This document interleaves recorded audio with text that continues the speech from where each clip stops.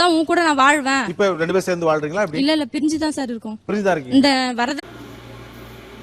அஸ்ஸலாமு அலைக்கும் வரஹ்மத்துல்லாஹி வபரகாத்துஹு. நான் அடிக்கடி இந்த நீனா நானா பார்ப்பேன். இன்றைக்கி நான் பார்த்தப்ப இந்த வீடியோவை பார்த்து மனசுக்கு ரொம்ப கவலையாக இருந்துச்சு. என்னென்னா நாங்கள் எங்கள் அப்பா சொல்லுவார், எங்கள் பாட்டையும் போட்டு எல்லோரும் இந்தியாவில் சேலத்தில் இருக்காங்க அப்படின்னு.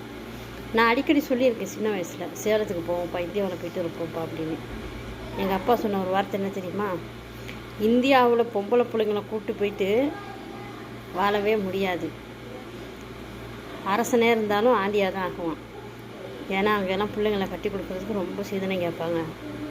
சீதனம் கொடுக்கலன்னா பிள்ளைங்களை கொன்று வரம்பு அந்த வயலில் அந்த வரம்பில் வெட்டி புதைச்சி வச்சுருவாங்கன்ட்டு. அப்போல்லாம் அதை பற்றி தெரியலை, இப்போ தான் தெரியுது.